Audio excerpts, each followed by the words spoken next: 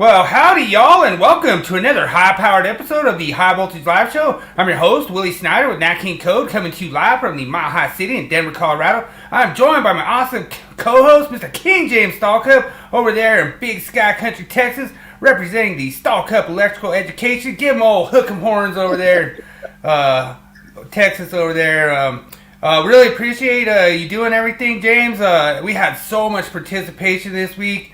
I was just blown away. I hit like 120,000 this week, and just everyone was jumping in and giving an opinion, and it was really awesome. I try to make my myth of the week kind of a little two-sided. I kind of don't really try to make a wrong answer, just so I'm not trying to make anybody feel bad. I'm just trying to get it out there, and I know you saw what I did this week with Sleeben MC.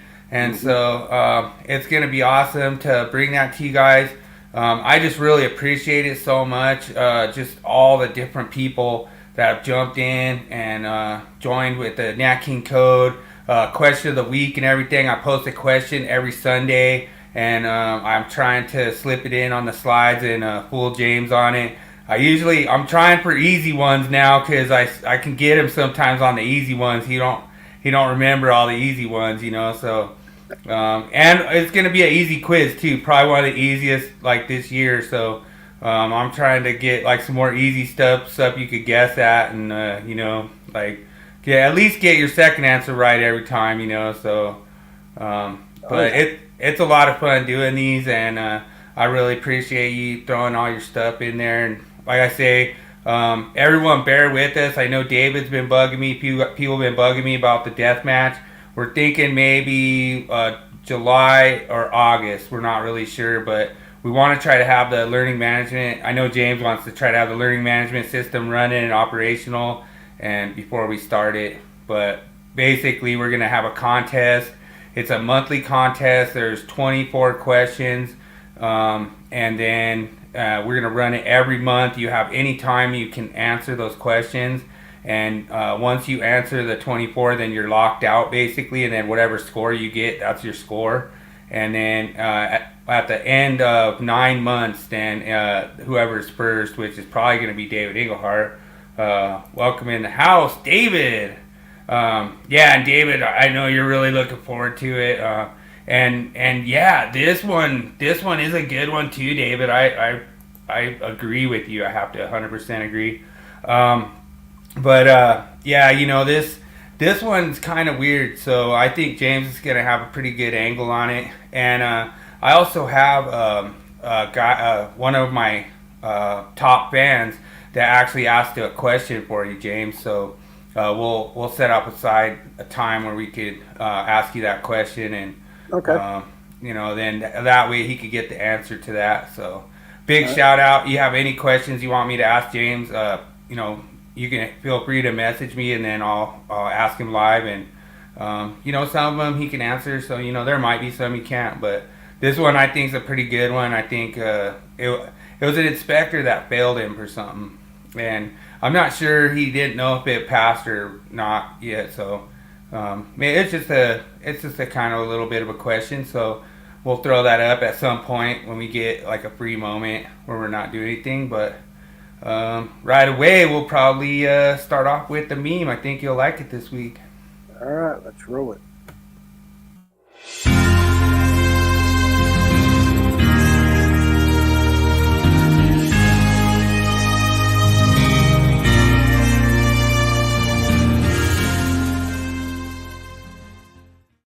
Yeah, it was funny. It came across like my timeline, like right when I was writing the show, and I was like, I'll use this one. This is a good one. So whoever I stole that from, appreciate it. Pretty awesome. So I'm not pulling wire like that. Yeah, I don't think so either. I don't know. That's funny. Yeah, I don't think I'd be getting that close with my apprentice. Damn, did you? One. I was looking before I come on. I was getting everything ready. I have to load everything on Thursday because of Rumble only allows me so many hours, to go forward. I just can't do it a week in advance. So I got all that loaded up, and I was going over. I was checking, making sure everything was going, and making sure everything was there. Oh, David, that's just wrong. I agree with you, brother. And anyway, I saw that electrical codes and standards is at 1.7. I mean, we just got to 1,000 last week in that group. I mean, yeah, that's becoming a very, very popular group now. So thanks everybody for joining. That amazed me. Wow. Absolutely. Oh yeah, Mr. Gibbs in the house. Welcome in, Justin. Be better. Yeah. That's so funny. You got that wrong. Man. GFCI. Yeah. All right, let's slow down the myth, brother. Let's see what we got this week. All right.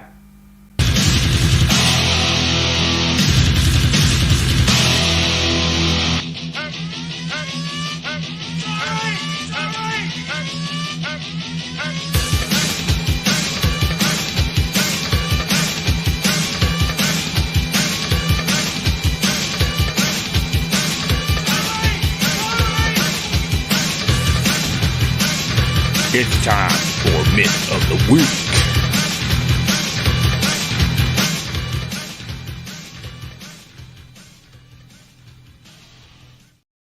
All right, we're going in the way back machine with this myth this week. I bounced back and forth. I think we're at like 102 myths so far. This one goes back to myth number 42, raceway in a raceway, and so basically, it's a true false. If MC cable is permitted to be installed in EMT for protection against physical damage. This one's an interesting one because this actually, what's in the picture is a code violation. This is a violation of 312.5. This is entering into a panel board, and those would have to be transition fittings because they need to be secured when entering the panel board. And this was actually just like an asshole move by somebody. This was a service call that I had, and I was looking for spare pipes, and this is what I saw when I looked up in the ceiling. I was like, okay, no spares, so I got to run out of the panel. But it was kind of like when I looked at it and I saw how they executed this actually is 100% code violation. Now, if these conduits were just sleeving down the wall and like say going into like a receptacle like for like a floor box or something, like underneath the floor, that would be 100% legal. As long as the raceway, the EMT that's used as the sleeve is securely fastened, then that cable is considered securely fastened inside that raceway. So, looks like we have somebody else. Welcome in. Awesome. Thanks for joining tonight. That is one of the things that I kind of caught in some of the comments that everyone was leaving, is that they were saying that the cable would have to be secured inside that raceway, and that is not true. That if you're using it as a sleeve, the only thing the code requires is that sleeve is securely fastened per 358.30. So, and like there is cases where I could see, and we're gonna do this next week's myth. I already got it loaded up, and a lot of people said that needed to be stripped out and used as a changeover fitting, and that could be a violation of 110.3b listing and labeling, because if you look at the manufacturer instructions on that MC cable, it tells you strip it out for length and then splice it in a J-box. So nowhere does that manufacturer's instruction say strip it out and sleeve it down a raceway. So I think James will have an interesting take on this. There is things that I could be wrong on this. Like I say, that was kind of my take, and this was actually taking this picture was me kind of complaining of whatever installer did this and just took all the spare conduits and just used them for being lazy, you know. Yeah. Well, as I looked at this,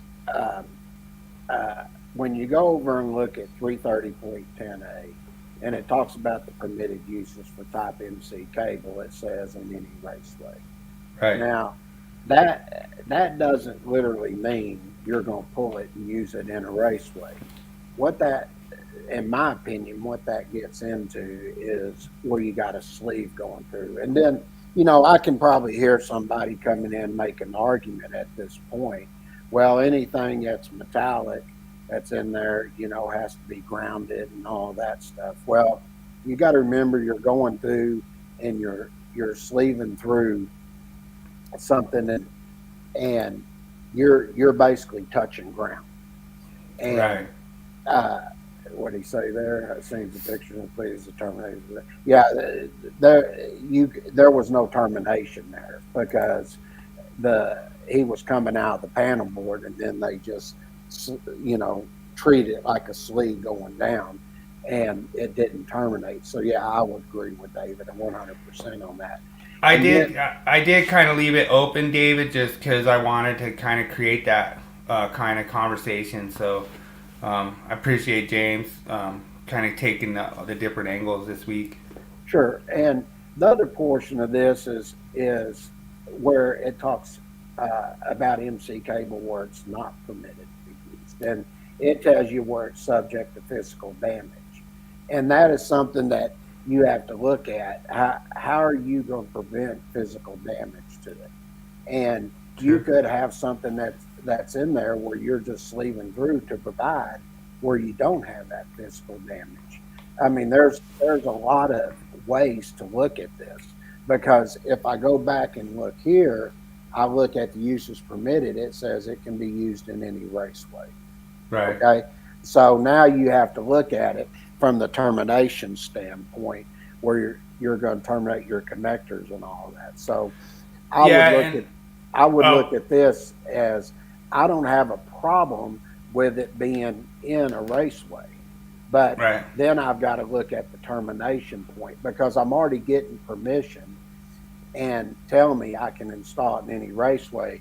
But if I'm going to do that, why am I going to do that? And that's why I would come over here and look at this, and I would say it's due because I had physical damage. Yeah, so I kind of got a lot of you guys out there in the comments, which I was really impressed with. And we ran into this before, where a lot of people think that you run MC cable instead of Romex, because then the MC cable, is going to protect it from physical damage. That is actually a myth too. So we'll have to run that one. I think I have ran something similar to that before, James. I don't know if you saw that one that was that MC cable that was just pulverized by that whatever they were hitting with it. Yeah, I saw that. Yeah, I did. So that kind of stuff, and one of those things you kind of have to look at. And one of the things I wanted to bring up for next week's myth that we're going to tie in is where you're stripping that out. The reason that you're not permitted to strip that MC cable out and sleeve it through a raceway is because those conductors are not individually marked in most cases. So that's one thing. Because when you go, I think, what is it? It's been a long time, 310.5 or something like that, I think, is where you go and pick up, and it talks about the marking of the conductors and everything. True. That's true, Justin.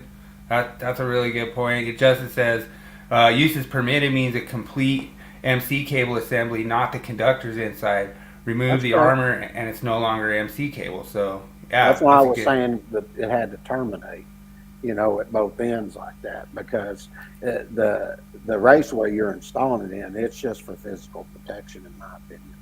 So. Right.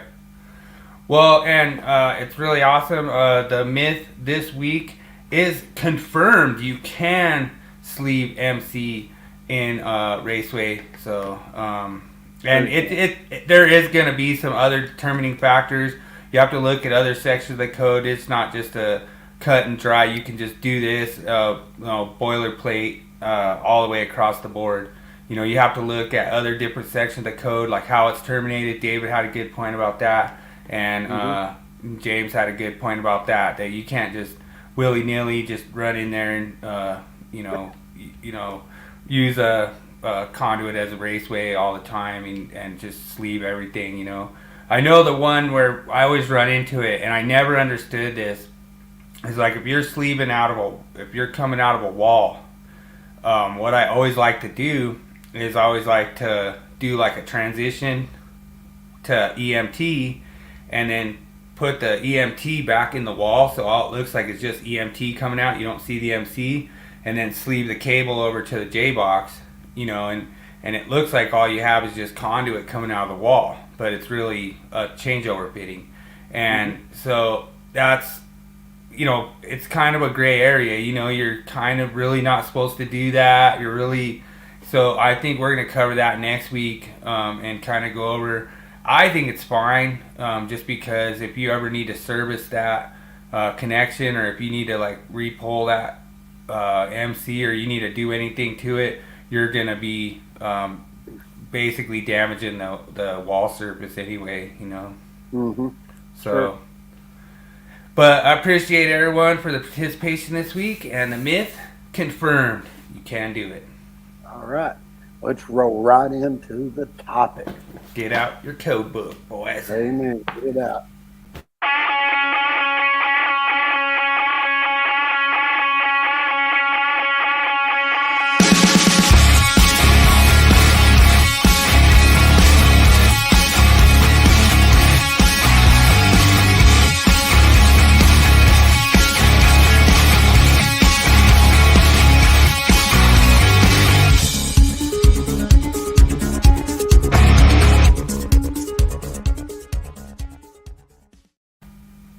All right. Now, this week, we're going to finish up the overcurrent protection devices, and then we're going straight into doing the full residential calculations.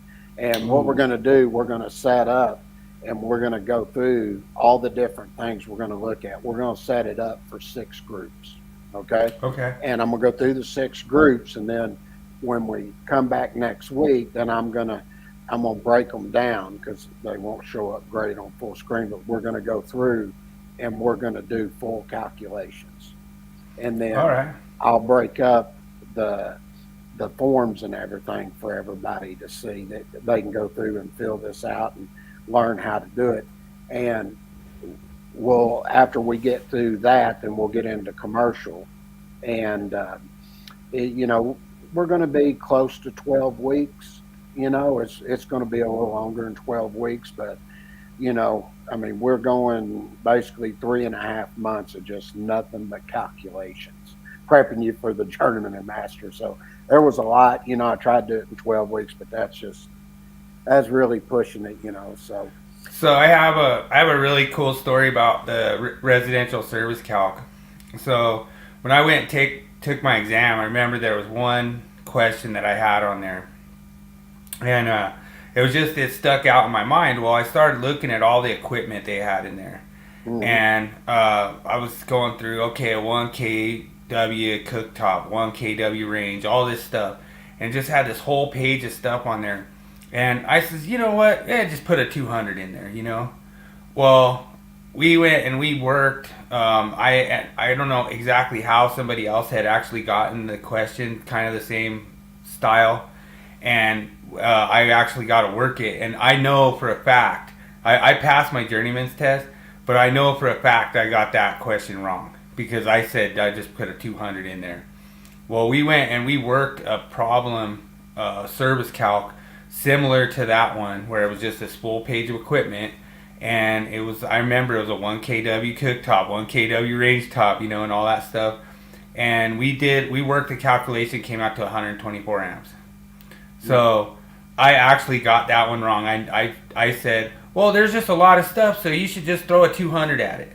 Well, that's what a lot of electricians tend to do. Like in that situation, they think, well, it's not going to matter if you're a little bit over, but it matters on that test. It matters on the exam. So that's why we're trying to, get it to where you get the right answer. You don't just give them extra just because, because like you were saying before, now all of a sudden you have a more expensive breaker, you have more expensive wire, you have more expensive everything, and you're better off trying to get that service. If that's all they need is 125 amp, give 125 amp. The code doesn't require you to have future expansion, in no, it doesn't. 90.2. And what everybody's going to see, it's very simple to do. I'm going to show you how to do it all. As long as you know the process and you realize, I just need to remember these 6 groups. And once you have that set up, ain't nothing after that. So, but we'll get into it. It's going to be pretty simple, really. So, where we left off last week on the homework was dealing with the phase converter. And I said, you need to go over and look at 455.7b when you have a fixed load like this. But in that text, it's going to refer you to 455.6a2. And when you go pick that up on your fixed loads, when you're dealing with that conductor, you're going to take it at 250%. And I said, the rule of thumb is this: when you're sizing the overcurrent protection device, any percentage at 125% or less, you go up to the next standard size. Any percentage above that, you're going to drop down to the next standard size. In this case, I said, when you get to transformers, which we did, I said, if you didn't see that superscript 1 up there that gave you permission, said shall be permitted to go up to the next standard size, you could go up or down. I said, just go up to the next standard size. But any other percentage that was in that table, it didn't have that superscript 1 that was above 125%, we dropped down. And then I said, and then when you got to phase converters, because you had to protect the conductor, which is going to reference you back to 455.6a2, you have to protect that conductor. Okay, so when you look at this, if we go over and we look at table 430.26, which is up about 230 volts, come down, pick up 25 horsepower, it's going to tell you it has an amperage rating of 68 amps. And then 455.6a2 is going to tell you take it at 250%, which gives you 170 amps. And the next size above that to protect that conductor is 175 amp overcurrent protection device. So that is the rule of thumb I want you to remember. 125% or less, go up next standard size. 250% or more, or over 125%, drop down the next standard size. The only 2 times you want to look at this different is in transformers and here at phase converters. Okay? Now, the next one's AC units. This is very, very simple, because all we're going to do is we're going to look over at 440.22a. Now, when you go over and you look at that section, it talks about the rating or setting for individual motor compressors. Now, that I think that's exactly how the heading is written too. But when you go over in the 2023, they redid that section. Okay, I know we're doing 2020 here, but I just want to point something out. Now, a lot of times you can go over and look at an AC nameplate, and you'll see it'll have on their hacker breaker rating, and it'll have minimum and maximum size. Okay. Now, this was an argument that was going on some of the groups, and I said, they say there's no such thing as minimum. And I said, but yet the industry does do that. And they said, you show me where that happens. And I just posted 3 pictures of the nameplate rating of an AC unit. And Jeremy Weed, of all people, he come on, he said, the manufacturer can just do whatever they want. I said, you got to be freaking kidding me, dude. I said, that's not possible. Right. I said, when they UL takes and looks at this, they basically, not only they have to look at the UL standards or any other standards, they also look at the NEC. And I said, you can take that amperage that's on here, and you can take and put that percentage on it, and then add your compressor or your condenser motor to it, and I'll guarantee you're going to get the same size. That's how they make these decisions. They do things in compliance also with the National Electrical Code to get that listing and labeling. Sure. And I said, a lot of people do say, even on tests, what is the minimum size inverse time circuit breaker for a motor, and the minimum is a starting point. Right. And, we had this discussion, we were looking at motors, he goes, well, the table says maximum. That is correct. That's the maximum percentage for that table. Okay. Sure. But you got to have a starting point. And, we've had that in our publications for 30 years. And even when NFPA was publishing them, which they probably still would be if the other associations wasn't complaining about them publishing them. They their staff went through and edited all of our stuff, and nobody changed the calculation. And instructors, engineers, inspectors, everybody, electricians, contractors, they've been using that same calculation for over 30 years, and now all of a sudden it's wrong. I mean, so, just so everyone's understanding what we're talking about, like, let's just say you have one of these HVAC units, and you just decide you want to put a 30 amp overcurrent device on, say, whatever your minimum circuit amp capacity is, 40 amps, whatever.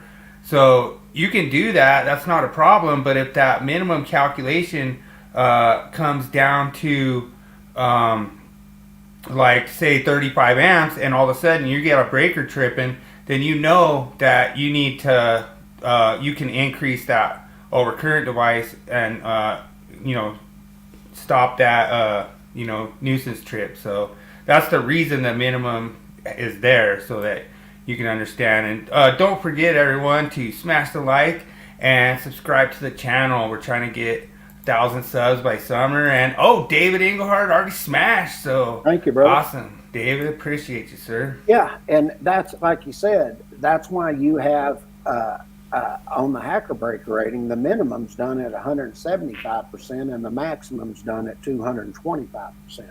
Now, as I was saying, when you get to the 2023 code, now if you go over and read that, they have an exception 1 and exception 2, which reads like what it used to be in 430.52C1 that deals with motors.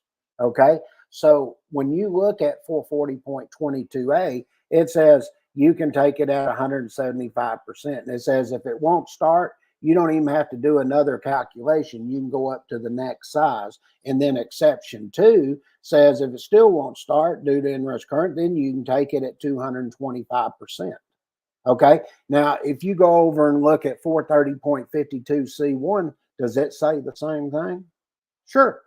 You've got your percentage that's done per the table. And if it won't start due to inrush current, then now it's 430.52C1A and B instead of exception 1 and 2. And A allows you to go up to the next standard size without doing any further calculation. And then you got B, based on what type of device you're using, there's a maximum percentage there. Right. Okay? That's the way we've always explained this. So nice. If I look at this, I've got a compressor here that's 19 amps and a condenser at 1.5. So you have to take one of the largest motors here at 175% per 440.22A. So I take 19 amps at 175%, add the condenser at 1.5, that gives me 34.75 amps. I said you drop down, because when you read that section, what does it say? A protect device having a rated setting, and what's this? Not exceeding 175. If you can't exceed it, that means you do what? Drop down. This is going to be a minimum starting size. So that'd give you a 30 amp overcurrent protection device. Right. Now, if I'm going to size the maximum, it'll be in 440.22A, but if somebody's looking at their 2023, you're going to go down and look at exception 2 for the maximum. So say I was even doing the maximum here. I could just go up to 35 per exception 1 in the 2023 cycle. But here I'm going to go up to a maximum. So I'm going to take 19 amps at 225% and then add the 1.5 gives me 44.25 amps. Once again, it says I can't exceed the calculated value here. So I'm going to drop down the next standard size, which is a 40 amp. So my minimum's a 30 and my max is a 40.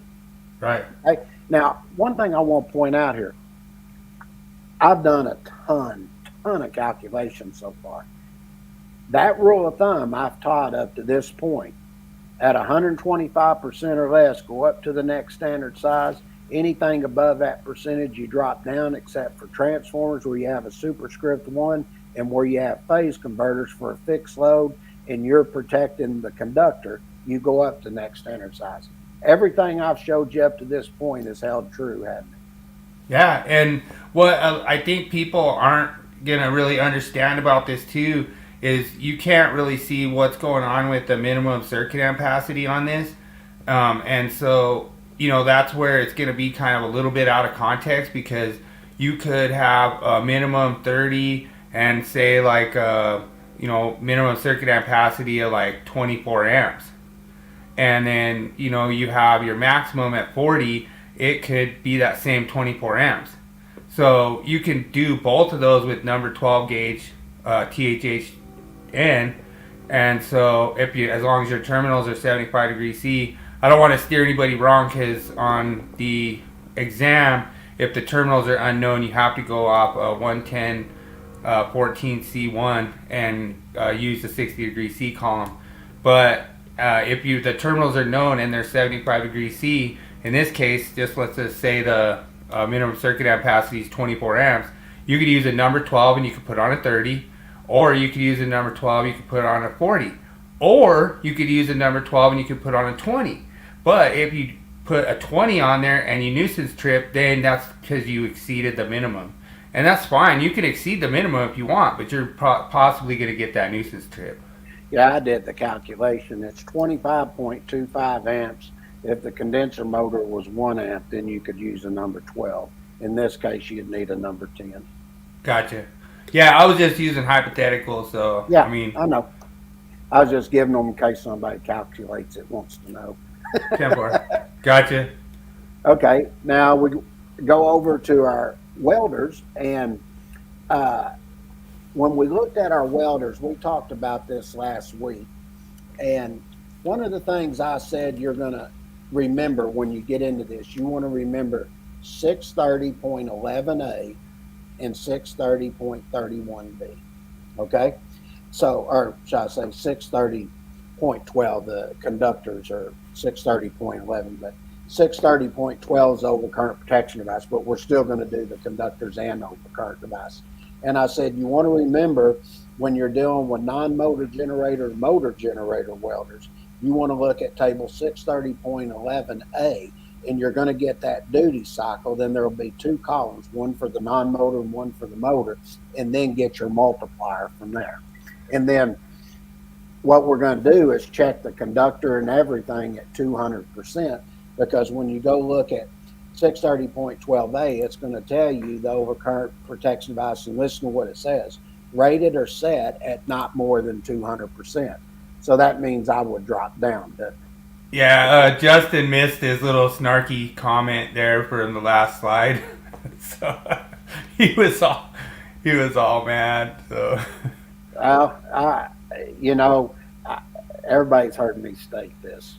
I look at that welder right there. That welder is what? Utilization. It's an assembly. Utilization equipment, but I thought dang delay. He's like, the slide changed right when I saw the comment come in, but you already changed the slide. I can fix that. Yeah. But see, this is the same thing. I've got an AC unit there. I've got a welder there. I consider that an assembly. I don't consider that an outlet. Okay? And I dang sure don't consider the disconnecting means an outlet. Okay? If I considered that disconnecting means as an outlet, I might as well just go ahead and consider the circuit breaker at the panel an outlet, because it's a device. Yeah. And that's where there's going to, we're going to see in the 2026 code come out, Don Gennari, Mr. Research, he submitted a proposal. Supposedly we were going to learn it was going to get clarified. Well, he submitted a change to an outlet, and they basically just rejected it. And then the only reason I happened to see it, because they referred it over to a receptacle outlet.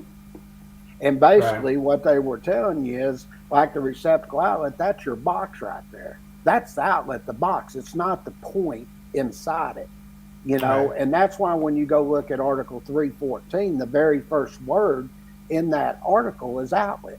And then when you go down and you start picking up sizing it, it says an outlet. And it says outlet is size based on 314.16 B1 through B5. And then if I'm going to look at the dimensions of the outlet, it literally says you got dimension of an outlet in 314.24. How do you have dimensions for a point? You know, Well, that's the yeah, problem. and I think Justin brings up a good point too, because like if you're just sitting there saying the disconnects and outlet, the load side terminals, then you have like the terminals that go to, now you start having multiple outlets. Like you could basically say there's 3 outlets in the circuit now. And Sure. it's like there's only, is there only supposed to be one? Is there supposed to be less than one? And to me, honestly, Justin, if you'll find this interesting, I went to every single journeyman I could find, and I explained the situation to them, and every single time they're like, "There's no outlet." Yeah, I that's mean, right. there might have to be an outlet, but per definition, but like nobody's seeing it that I've Well, seen yet. I'll say this. I have my reasons why I think there's no outlet. Okay, and I give them reasons based on what the code says. When it first started, they were arguing with me, telling me it was at the disconnecting means on the load side, and I said, no, it isn't. I said that's a device, and then I told them go device. Well, they took about 3-4 hours, and then they come back and said it was at the equipment, and I went over that, explained why it couldn't be. And then all of a sudden, it's just where the wiring method connects to the utilization equipment. It's just free floating in an infinite space. I mean, they've changed like 4 or 5 times, Mm-hmm. every time I've argued a point. And, uh, and if the code making panel thinks there's an outlet, hey, that's fine. Where is it? Yeah. So I submitted a proposal, and I wanted them to clarify where that outlet location was. If they say there's no outlet, the debate's over. True. Okay, now let's get Sorry. back on this. Sorry for interrupting the lesson. Okay, so we got a 68 amp welder, and you're going to see we got a 50% duty cycle with 75-degree C connections. Everything's in the illustration.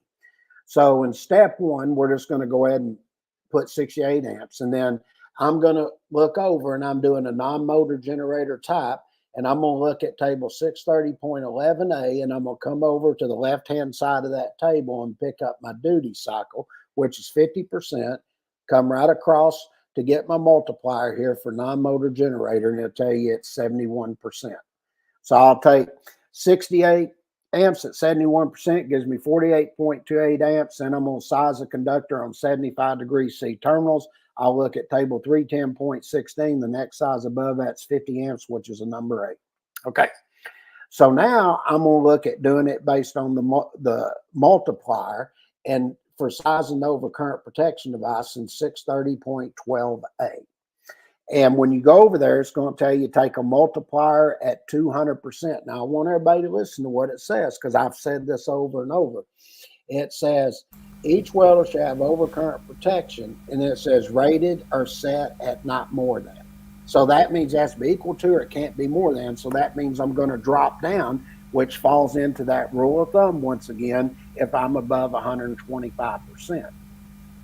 So I take the 68 amps at 200%. That gives me 136 amps. The next size below that's 125 amp overcurrent protection device. So now I'm going to cross-check this and see if I need to, if I can protect the conductors at a lower rating. So you could say putting 100 amp instead of 125 amp here. So if I take the 50 amp conductors at 200%, that gives me 100 amps, which is a 100 amp overcurrent protection device. Okay, so there's 2 ways to do it. Or I could just say this: I could just take 68 amps at 200% and put 125 amp overcurrent device on it. I could do it that way also. Okay, either way is going to be correct, but we're going to protect the conductors here, and we did it based on the amperage of the conductors at 200%. Okay, now here's one I'm just showing what I talked about.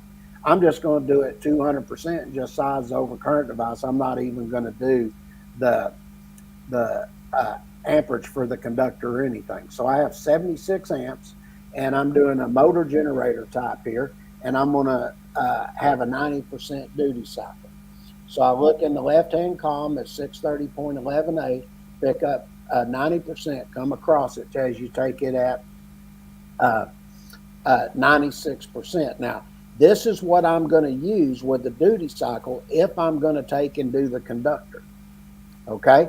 But now, if I'm not going to do the conductor, I can just look at the welders in 630.12a and just take it at 200%. Okay? So I showed you two ways here to check and size the overcurrent protection device. So I'm going to take the 76 amps at 200%. That gives me 152 amps. I'll look at table 240.6a for my standard ampere ratings. The next size below that's 150 amp overcurrent protection device. Okay. Right.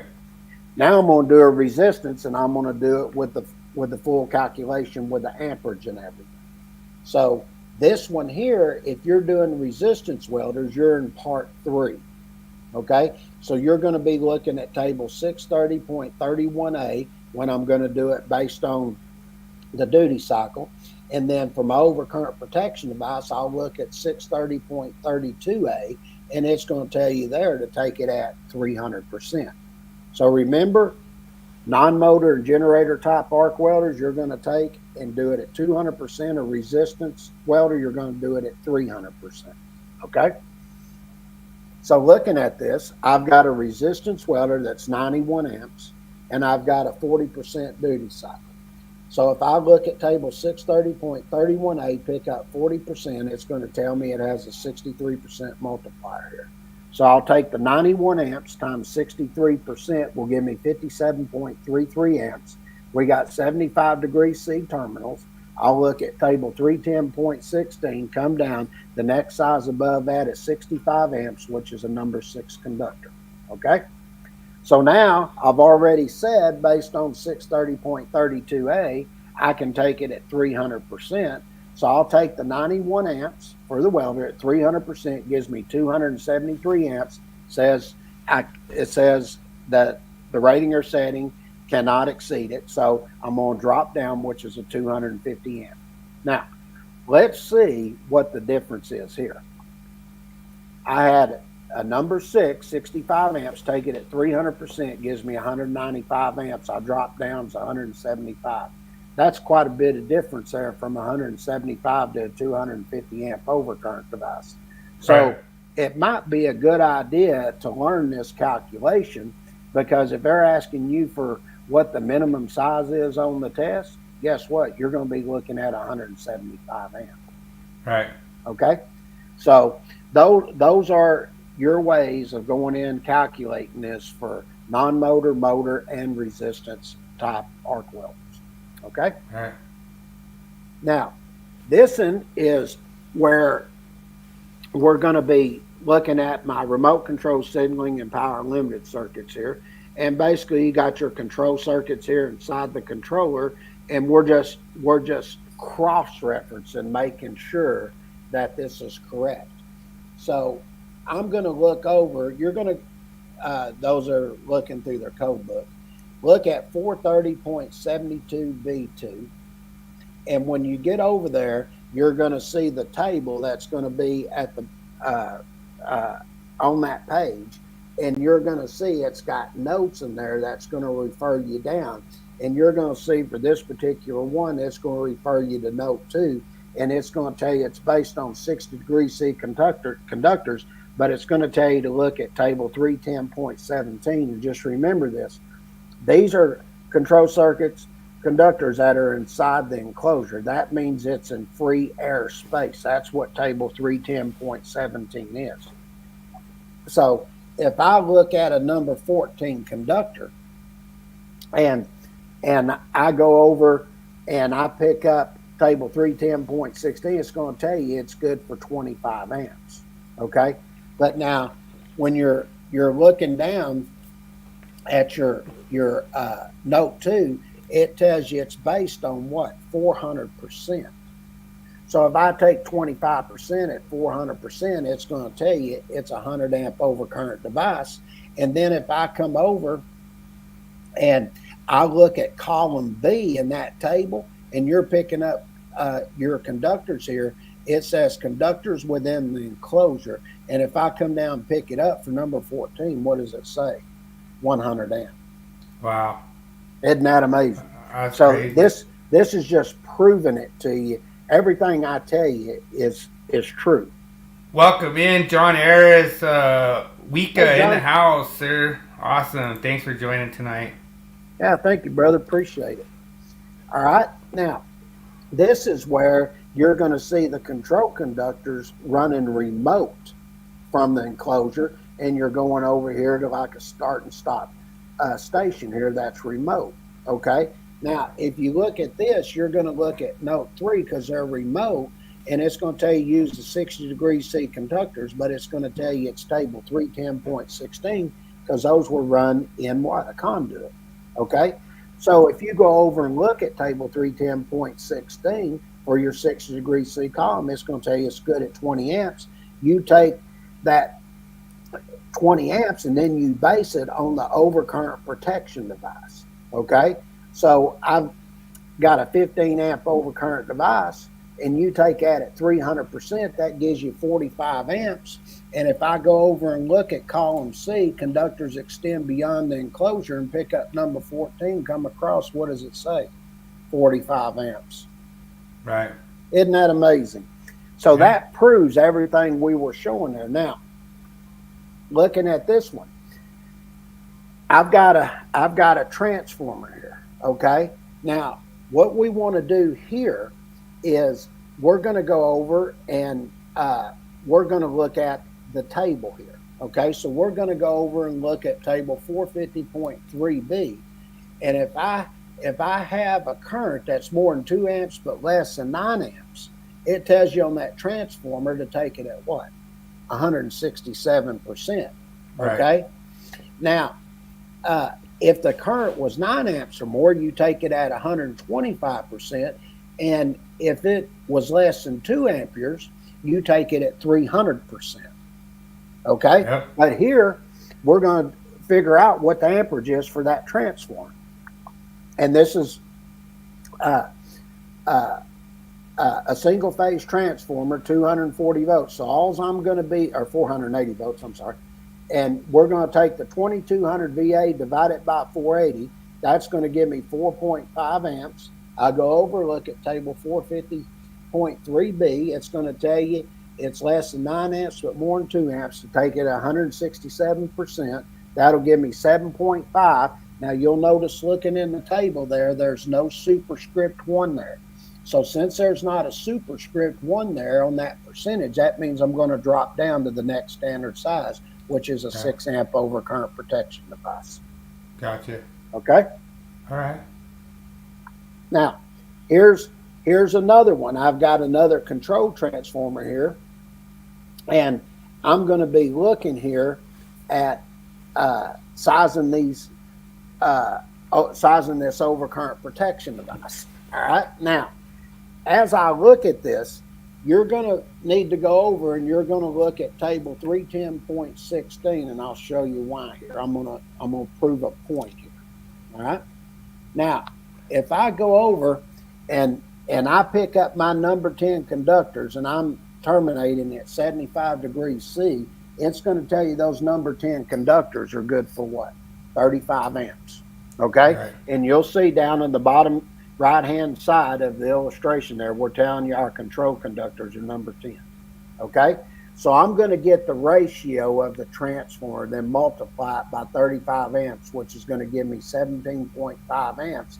And then I'm going to be looking here in the controller here. You see I'm checking my fuse sizes here, and 17.5, I'm going to drop down the next standard size, which is a 15 amp overcurrent protection device. Right. Okay. So hopefully everybody has followed along with this and see all the different ways to go about dealing with these control conductors and how you're set up and determine the size for the overcurrent protection device now. And if you guys like this content, just make sure and subscribe to the channel and tell your aunt, your uncle, your cousin, your grandma, your baby sister, everybody to subscribe to our channel so we can hit 1,000 this summer. Yeah, we appreciate if y'all do that. That,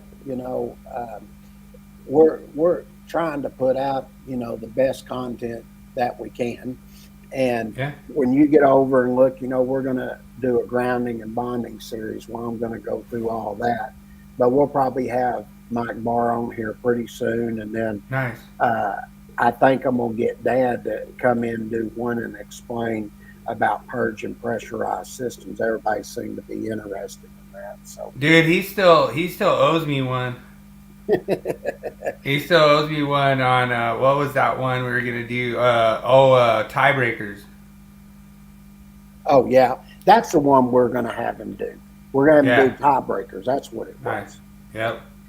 Okay, now this one's very easy. This is just a quick one. You go look at 760.43 where we're dealing with our fire alarm circuits. The information's already given to you. We just put this in, so there's no calculation here. All you're going to do when you go over and look at it, it's going to tell you number 18 is good for 7 amps and number 16 is good for 10 amps. Therefore, once you know that, you got 7 amps. Drop down the next standard size. That's a 6 amp overcurrent protection device. A 10 lines up, so you got a 10 amp overcurrent protection device. Okay? So I just want to do a big shout out to all the NISAT guys that are joining us. I'm a NISAT too. A lot of those 760 references, you really have to pay attention to that ampacity. When you go do your NISAT test, they really quiz you on that ampacity. They really want to know that you know how to calculate that. So that's a good illustration, James. I like that one. Yeah, that is a good looking illustration. They redrew everything. They literally came in. You can't see it till it's blown up, but everything that's on that control panel, that's just like you would see the control panel with all the buttons, what they're named and all of that. I mean, they really did a hell of a job on it, in my opinion. Yeah, that's kind of a wimpy panel, but I'm not going to bomb on your wimpy panel, but it's all good. That's an awesome panel. You know what the hell you're talking about. I'm just kidding. I'm just joking. All right. Now, the next one that we're going to look at is where we're going to get in and we're going to look at circuits at size of my overcurrent protection device. It's over 1,000 volts. That's awesome, John. Thanks for joining us and checking out all our stuff. Oh, yeah, we definitely appreciate it. And when you get over and you look at this in 240.1018, that got moved in the next cycle. Okay, so I'm not going to get too much into that because I think, if I'm not mistaken, I think that moved over in 245.27, I think it is. Okay.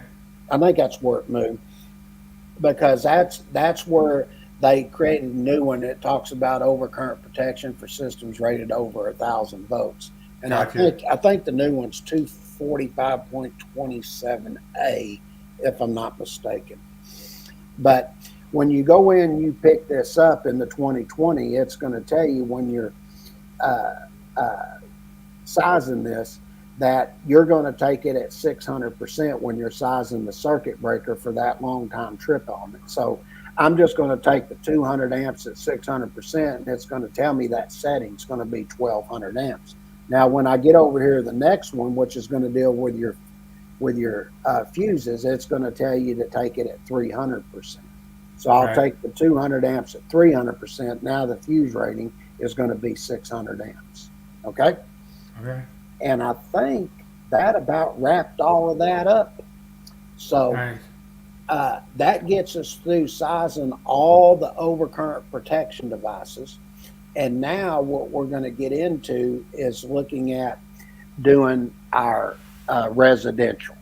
Now, this is what you want to remember when you're getting into residential, and this is the way that we do it. We got 6 groups. You got your general lighting and small appliance and laundry loads.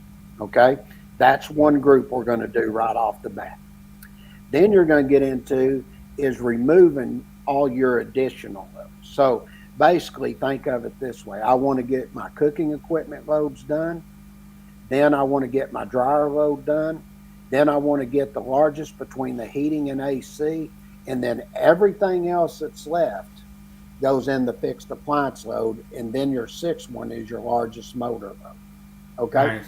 Now, one thing I want to point out, when you get to the 2023 NEC, what you're going to get into is they made a change here.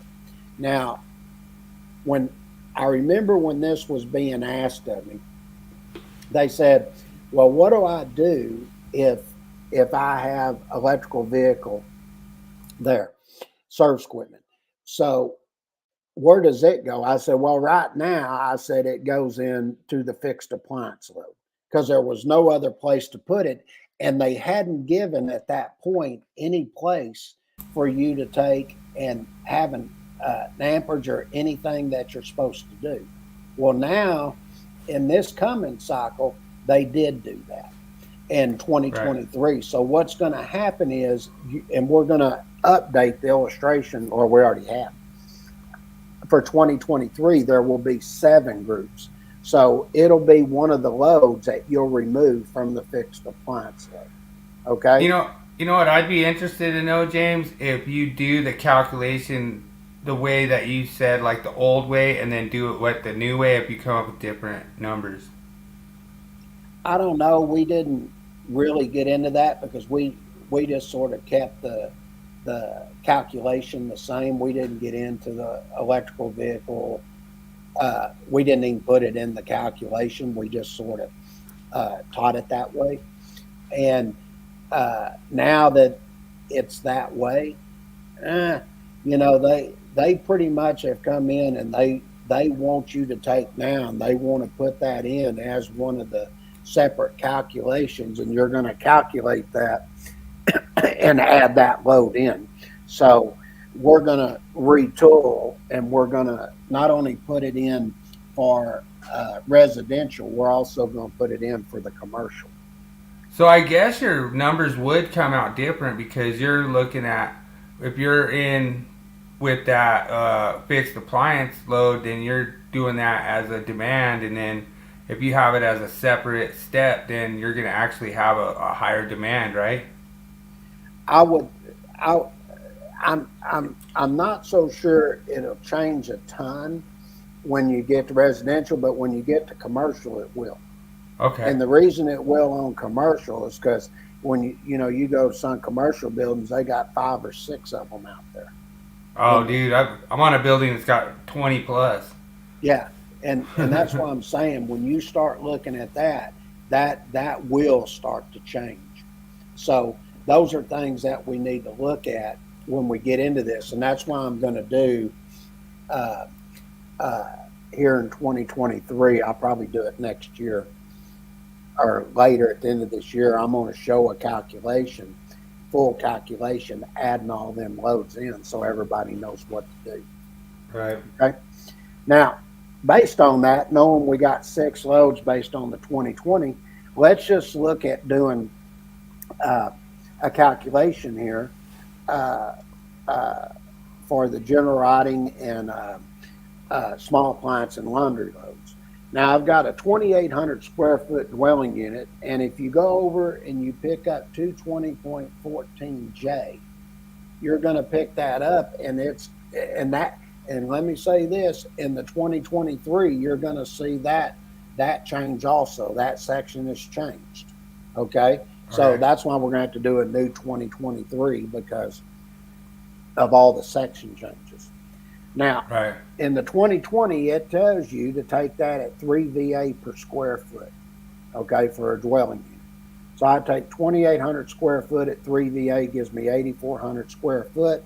Then I go look at 220.52A. You have to have at least 2 small appliance circuits, and they're required to be taken at 1,500 VA each. So that'll give you 3,000 VA, and then you have to have in 220.52B at least 1 laundry load circuit there, and it tells you also take it at 1,500 VA. So you just add all of those up, that gives you 12,900 VA. Okay, that's about as simple as I can tell you. Just remember, 2 small appliance circuits, you got to have that, and 1 laundry load. and then know the square footage, take it at 3 VA, total them all up, and you've got your VA. Okay. I thought I talked to you, James, about taking my house as your examples for your calculations, but well, sure, it's all right. I'm like code times 3 over here, so you may be in a bigger house if they tell you they got 3 small plant circuits. Now it's 4,500 VA. Yeah. You know, I've seen some houses they got 2 different laundry areas. Now you got 3,000 VA. Oh yeah. Okay, so it just depends on the question.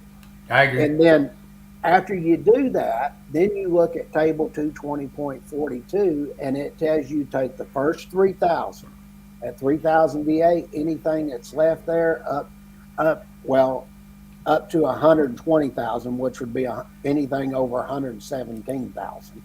So in this case, I'm nowhere near that. It tells you to take it at 35%. So I'll take the 9,900 VA at 35%. That'll give me 3,465 VA. Total it up, and we've got our first demand load, which is 6,465 VA. Okay, so there's demand load 1. Everybody with me on that? I did my first calculation in order to help me do a full residential calculation. All right? And just to let everyone know, if you're out there and you're doing these calculations and you get lost in any of the steps, feel free to say, hey, you know what, step 4, I missed it, or I didn't understand what was going on. You know, we'll have no problems explaining it to you. And nothing is better from my standpoint than me going into that test and being able to confidently answer questions. And so that's what I appreciate from you, James. When I went to take my NISAT 2, I crushed it just because everything was just right off the top of my head. I was able to just do every calculation like nothing. Didn't even faze me. And that's the thing, repetition. And it's just like right here. You've got an exercise problem, and you've got all the blanks you can fill in and everything. It literally is step by step. And I will say this, when we get the learning management system up and I got all this working and everything, you'll literally be able to go in online and you can take and just click on them blanks and fill in the values, and then I'll have the answer key below and you can sit there and work it. Now, if you're out in the field, for instance, and you're trying to determine something, these are forms. They're just like having a form at your fingertips. You can just go in, plug in the values, look at the sections and everything, and you can figure it out right on the job. Okay? And this one here, we tell you we got 3,500 square foot dwelling unit.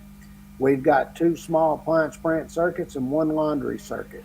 I've already set it up for you and total it all up and get what your total demand is. Just remember the first 3,000 VA is taken at 100%. Everything else is taken at 35% up to 117,000. Nice. Once you get over that, then you add 25. Thanks a lot, Danny. I appreciate you over on the Facebook side. I'm glad he understood it. So he said clearly explained. Well, thank you, Danny. You know, after 35 years, I should have picked up a trick or two. So, I mean, I've put a lot of time on this stuff, learning, and you know, you just sort of get better at it as you do it more and more. And you know, a lot of it is people asking questions, and you start understanding what they have trouble understanding, and it makes it easier to for any instructor to teach. The more experience you have, the better you are. I don't care what anybody says. All right, now let's take a look at this. Now, I'm going to show you, we're going to go through quite a few calculations where we're dealing with our cooking equipment loads. Okay, now this first one, we're going to tell you we have a 12 kW and a 10 kW. Okay, now what you get into here is, if you look at column C, this is going to be probably the one you're going to use most, where you're not over 12. Now, once I get over 12, then we're going to do some other things with the notes. But columns 1, 2, and 3, they're very specific. So here I got a 10 and 12. I'm not over 12 kW. So I pick up 2 units, come across it, tells you it's good for what? 11 kVA. Okay. But now, if I was below 8 3/4, now I've got a different problem. I could have an 8 kW. Now I got two different ones. Now I'm going to be looking at using some notes here. Okay. Right. So I'm just sort of showing you the column. If you have a number of units and they all fall within these certain columns, just come across and it's going to tell you the kVA. Okay. So like this one, everybody should get this. It's a 10 kW. You're going to come across one unit. You should put 8 kVA here. Okay. It's 8,000 VA. It's a simple one. All right. Right. Now, let's look at this. And now I've got a 2.5 kVA. Now, if I look in column 8, that's less than 3.5 kVA. Okay. It's a 2.5 kW. Hey, Justin has a question. Just hold your question, Justin, until we get done with the lesson, and then we'll cover it. So I'm not ignoring you. We just want to get through. Okay. Now, if you look at this, I want you to look at the table. And if you look at the top of that table right there, it says demand factor, and it says it's got a percentage sign, and it also says C notes. Okay. Right. Column C didn't have percentage there. So these two columns here, these are my percentages I'm going to apply to whatever that KW rating is. So I had a 2.5 kW rating, take it at 80%. That's going to give you 2 kVA demand load. Okay. Right. So take it at 1,000, you got 2,000 VA there. Very simple. Right. Okay. Yeah. Now, this one here, I'm showing you two ranges here at 3 kW. Well, it's less than 3.5. I come down and I pick up 2. It tells me take it at 75% there. Okay. So I've got 2 of them. So it'd be 3 kW times 2, which is 6. And then you're taking it 75%. That's going to be your demand load. Okay.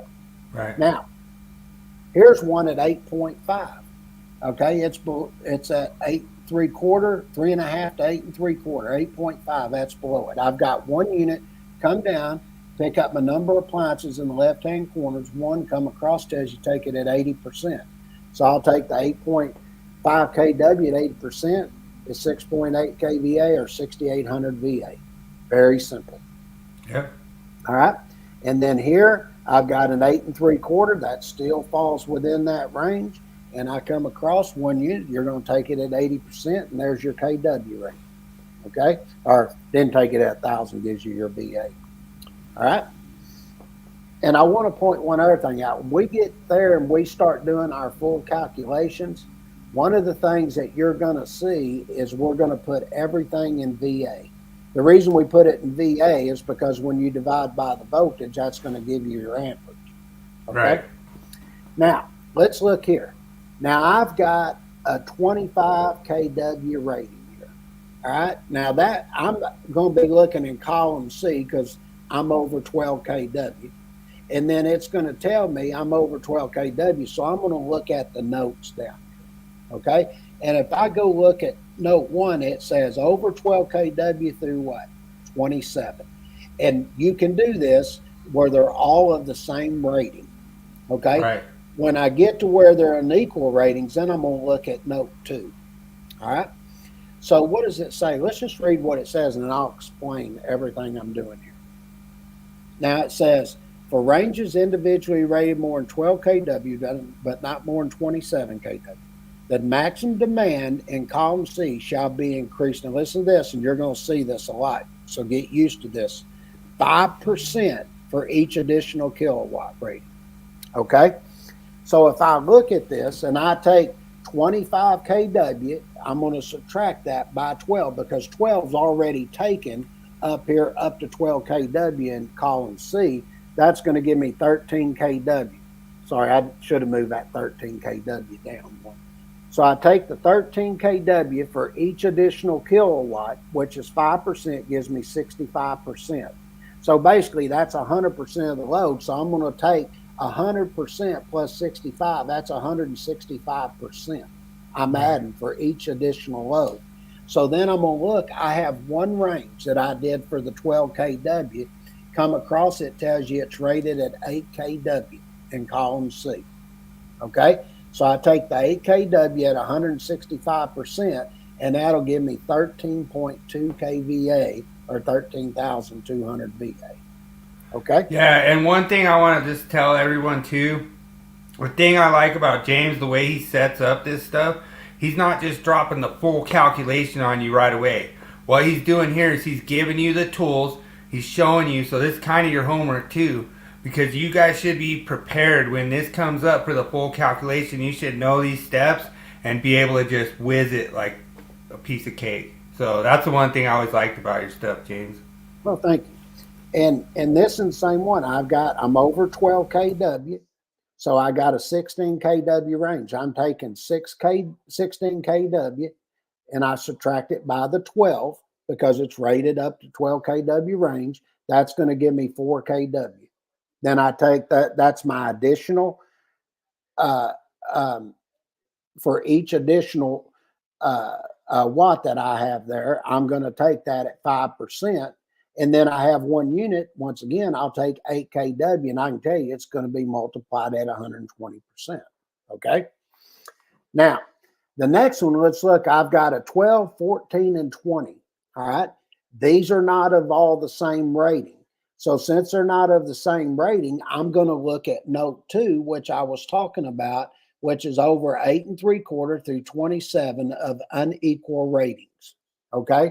So basically what that's telling me here is I have to take, and I've got to get an average rating of each one of those. So I'm going to add up the 12, 14, and 20 kW, which is going to give me 46 kW. And then I'm going to drop down. Since I have 3 units, I'm going to divide it by 3, which is going to give me 15.3. So I'm just going to round down to 15 kW. Okay. Now, once I round down to 15 kW, then I'm going to subtract it by what? The 12 kW, just like I did before. And that's going to give me 3 kW. Take that at 5% for each additional kilowatt. That's going to give me 15%. And then if I go over and I pick up 3 appliances and I look at column C come down, it's going to tell you it's good at what? 14 kW. So I'll take the 14 kW at 100% of the load plus the 15% for each additional kilowatt, and that's going to give me 16.1 kVA or 16,100 VA for the 3 pieces of cooking equipment. Okay? Nice. And then here, same thing, 12, 16, 24. Add them all up, get an average rating, subtract it by 12, then you take each additional kilowatt rating that's there at 5%, and then add it up based on those 3 ranges, which again would be 14 kW based on column C. Okay. Now, here's a good one of unequal ratings, and this is where you want to get into this and look at note 4. Now, I have a 12 kW cooktop, and I got 2 6 kW ovens here. I'm going to do pretty much the exact same thing. I'm going to add them up, and remember, I'm treating this as one unit because if you look, I'm telling you I have a branch circuit here. I'm feeding all of this with one branch circuit, where the other one, they were 3 individuals. Okay? So since this is one circuit, I'm going to add it all together and subtract it by what? 12 again. That gives me 12 kW. That's your additional kilowatt for each one. That gives you 60%. So then I look at, because it's on one circuit, we're going to treat it as one range here. We're just going to come across, pick up the 8 kW at 160%, and that's going to give me 12.8 kVA or 12,800 VA. Now, when you're taking the test, if they tell you what is the branch circuit demand load, may put something like this, you know it's on one circuit. It's not on 3 individual like I was doing back here. Right. See, I've got 3 individual pieces of cooking equipment. Here, we're telling you it's on a branch circuit. And then if you look at the illustration, look at that illustration and look at this one. Right. 3 individuals. This one here is on one circuit. Yep. See that? And it's like, yep. So you do the same thing here. Add all of those up, then subtract it by 12. That's your additional kilowatt. Take it at 5%, and then take the 8 kVA because it's considered one at whatever the additional kilowatt is, and that'll give you your total load. Nice. Okay. Now, this gets very simple because when you go over and you look at your dryer load, basically what it's going to tell you here is when you look at your dryer load, one thing that we definitely know here is that it has to be rated at what? 5,000 watts. Right. Okay. So no matter what, I'm going to have to kick this up to 5 kW. And if you go look at 220.54, it's going to tell you that. Now, if I have 1 to 4 dryers, you look at table 220.54 and you're going to take it at 100%. Once you start getting above that level, then there's demand factors that are going to be applied there for your percentage. So in this case, I've got a 4 kW dryer. I know I have to kick it up to at least 5 kW. And I have 1 or fewer, so I'm going to take it at 100%, and that's going to tell me the demand load here for the dryer is 5 kVA or 5,000 VA. Dude, if you got less than 4 dryers in your house, you're weak. Well, here's one. I'm going to show one where I have 5 dryers. And each one of them are 8,000 VA each. So it exceeds the 5,000 VA. Now, if I look in table 220.54 and I pick up 5 dryers, what does it tell me take it at? 85%. Yep. So I'll just take the 8,000 times my 5 dryers, take it at 85%, and it's going to tell you the VA load there's 34,000 VA. All right. Very simple. Cool. Now, what I want to point out is I'm removing loads right now.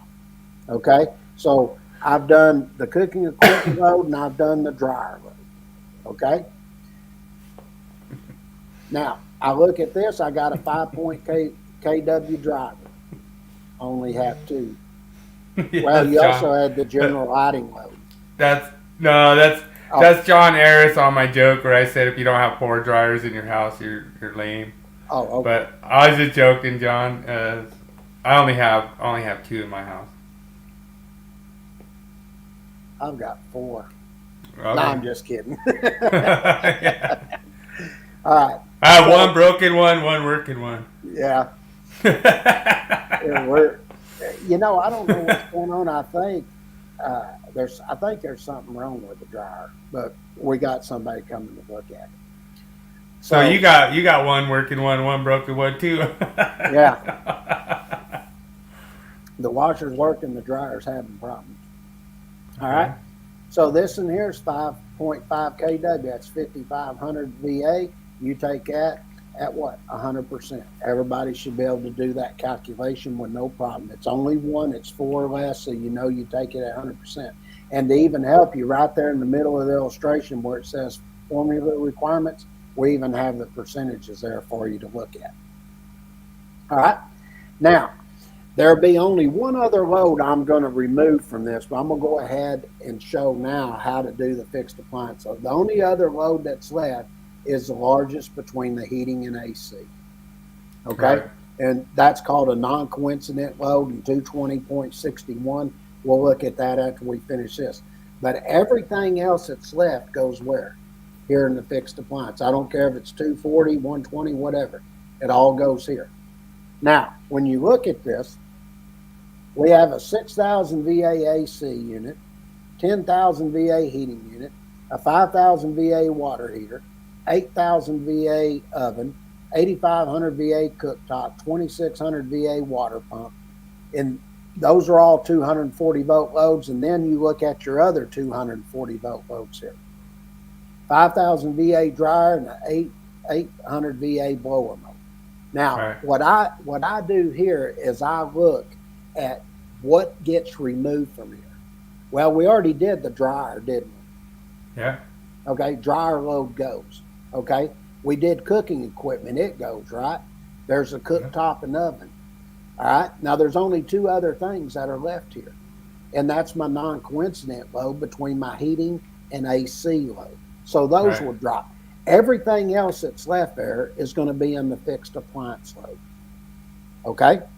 So when I come over here and I start to look at doing this, let's remove the loads.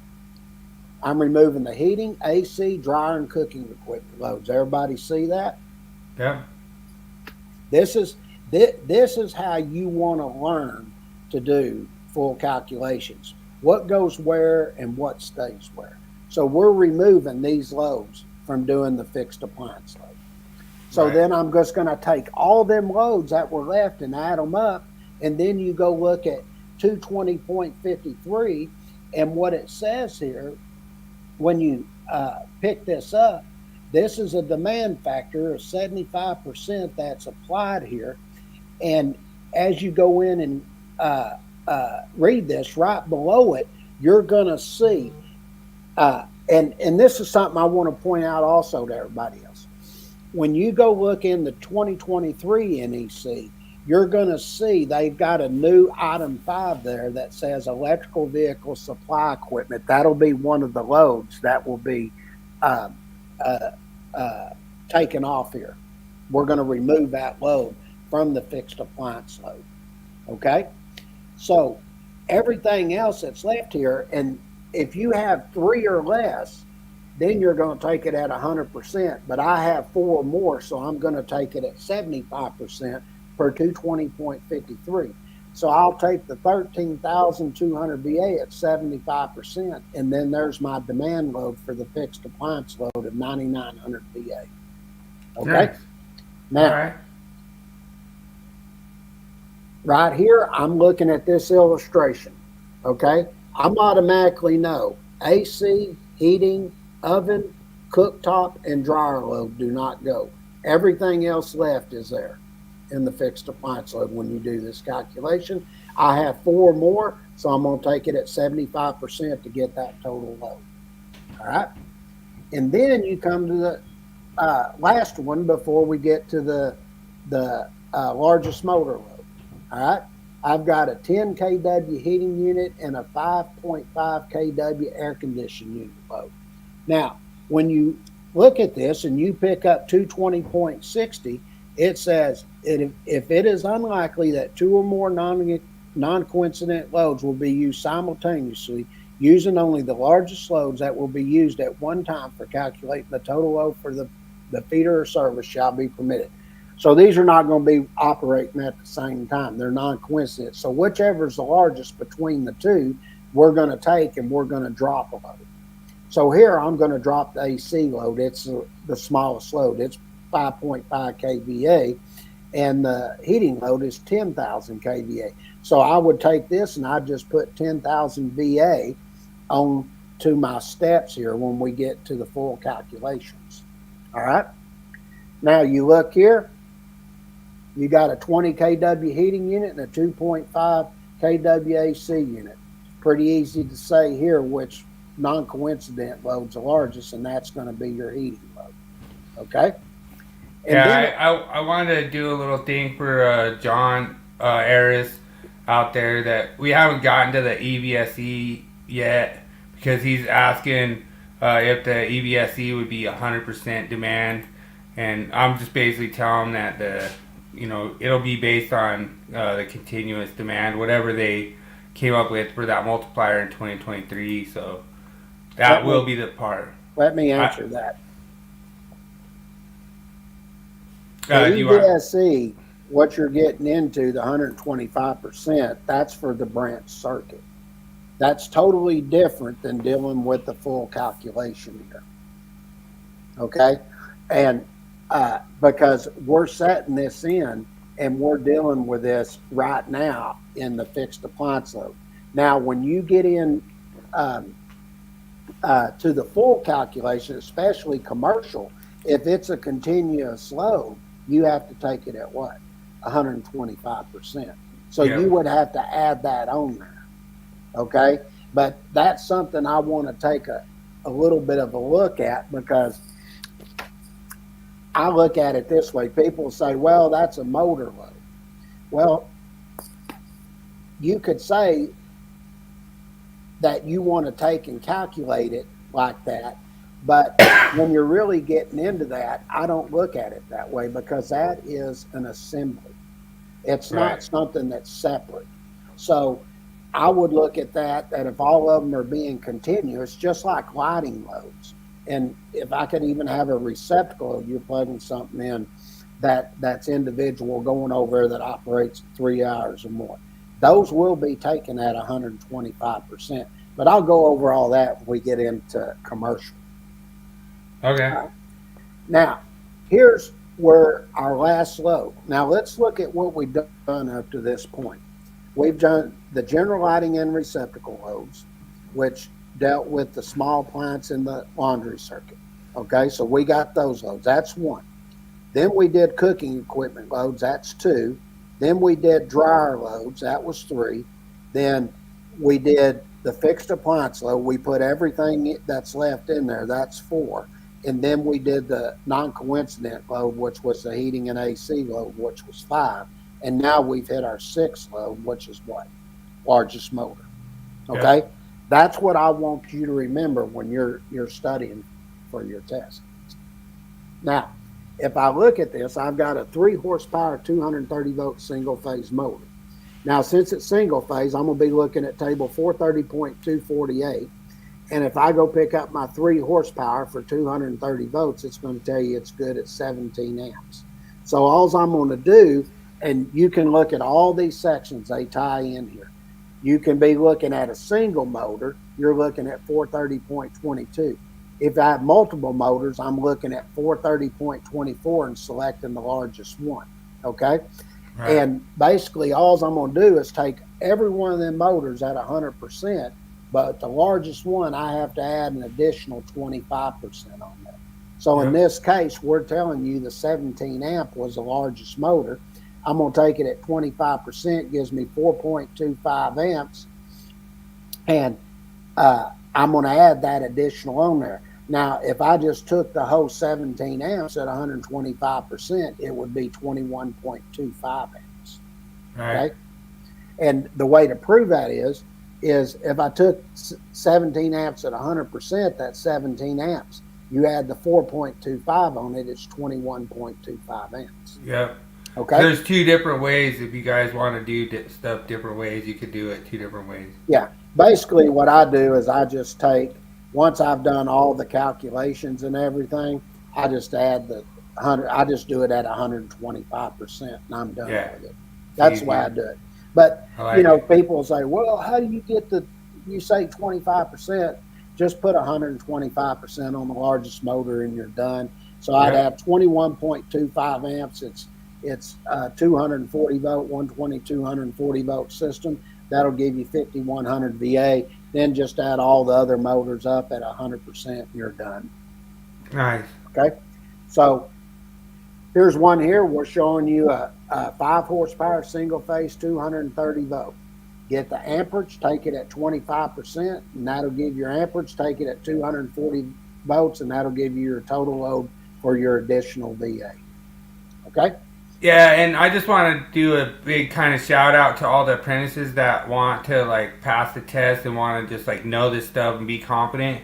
James is giving you the tools that you need to be able to pass the test, and you can try them live next week.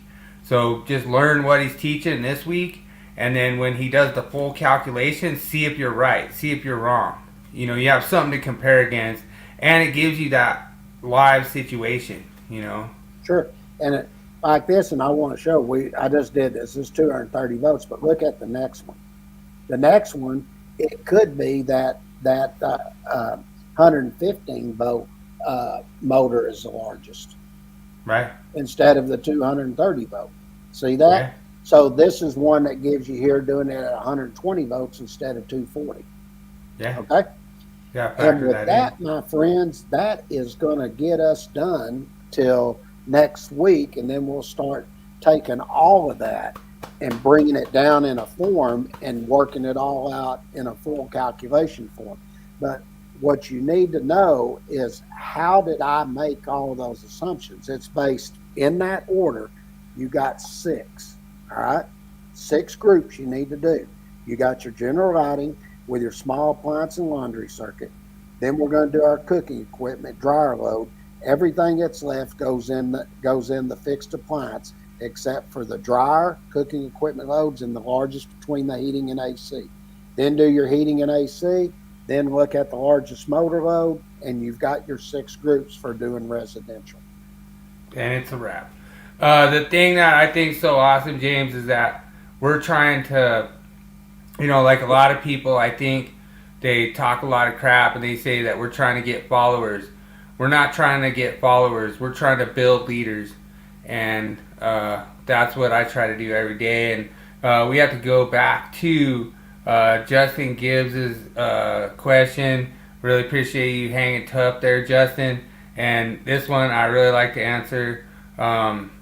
So in the outlet location question, if the disconnect is not an outlet, which it's not, what is the disconnect? It's a switching device in the system. Device. So, matter of fact, if you go look at Article 100 and you pick up the definition of the disconnecting means, it says a device or group of devices. And then once you go over and look at a device, especially if you have NFPA link, because they even go further in the enhanced content, and they tell you a device is things like what? You have a circuit breaker, disconnecting means a switch, receptacle. All of those are devices. And that's why the argument of an outlet, I argue this on an outlet, because the receptacle, for instance, is not the outlet, it's a device. Okay. And then that's why they tell you, if you look at the definition of a receptacle outlet, it says that's the place where the device is installed, which then you go look at Article 316 and you look at the very top, it says outlet. That's where you size your boxes. And if you go look at table 314.16a, right on the left-hand side, you're going to see what? Device boxes. You're going to see round octagonal boxes. I mean, you just go down through there. You got square boxes, okay? And all of those boxes are sized there because those are outlet boxes, okay? Now, I'm not saying it's always an outlet box. It could be a junction box. But, and that's why you want to look, if you go look at 314.27, it goes in and it says outlet ceiling boxes. Okay, well, that is the outlet up there where your fixture is connecting to. All right, Jeremy Wee goes, well, I don't agree with that. I'll tell you what if I have a switch over here and I go straight to where he's going by some 2x4 different types of luminaire fluorescent lighting that's up there. And he said, I wired directly to it. I said, the outlet would be at your switch. Sure. And then they come back and say, you're saying the switch is an outlet. I said, no, I said the box there is. Just like you have a receptacle that's there. You're picking the energy, it's delivering straight to it. But if I go up, set a ceiling box up there, now you're looking at 314.27, and that box up there, that is the outlet point. And that's one of the arguments I've been making for a long time. There's a reason when you go look through the code, you cannot just take a definition and say that applies to everything. When you go and you look at everything that's in the code, that sets that up. Yeah, I'm not really sure, John. You're talking about like basically just like a box that's like mounted outdoors. Kind of the reason that we kind of started this argument. A lot of times what happens, and this is where I had some questions. I actually had James on my podcast because I was trying to figure this out to see how this is going to work. You didn't even tell me what was going on. But like I do a service change and I put let's just say I put like a 24 by 24 box outside and I replace their panel. And I take every circuit in the house and I put it in a 24 by 24 box. And then I chase nipple over and I put a new service panel in there. Is that 24 by 24 now an outlet box? No, it's a function. But that's what I'm saying. It's kind of twisting and turning things, and it's, to me, by what they're saying is like every single one of those circuits is a point on the wiring system where utilization equipment, like if you just went from that 24 by 24 straight to a dryer, now they're saying the outlet's at that junction box that's outside next to your, panel, and it just caused a lot of problems. Like, I mean, to me personally, it's like we're trying to fix this, we're trying to help this, we're trying to, I think an outlet is installed. Like, I don't think it just exists on the utilization equipment. So, I mean, that's my personal opinion, but, Okay, I see what you're talking about. On 314.16a. Okay. So, right. Yeah. Awesome. Thanks, everyone, for joining and hanging out with us and smashing the likes. We already got 2 likes up in there. Appreciate you guys subscribing to the channel. We're going to head over to the tool of the week. All right, here we go.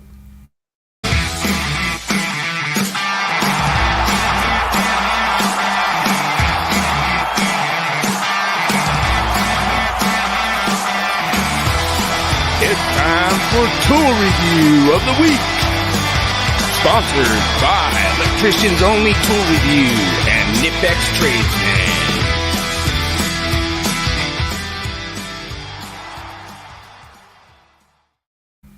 All right, this week's tool review, I want to appreciate one of my buddies, Flying Brian. He let me use his pair of reds this week. He had a pair of red Wisses. These are the best tin snips in the business. They're WISS Wiss. And the top pair right there in yellow, that's going to be your straight cut. The green pair right down below that, that's going to be your left-handed pair. And the red pair right down below that is going to be your right-handed cut. I am actually going to probably pick me up a set of right-handed cut. I actually thought they felt really comfortable. I was able to do everything I needed to do. I typically got the straight cuts. I recommend for guys that don't use tin snips a lot to use the straight cut, but I could pretty much cut a stud and pretty much do anything I want with either any one of these. But a lot of the guys didn't even know this, but if you're left-handed, you're going to have a lot more comfort with that left-handed set there.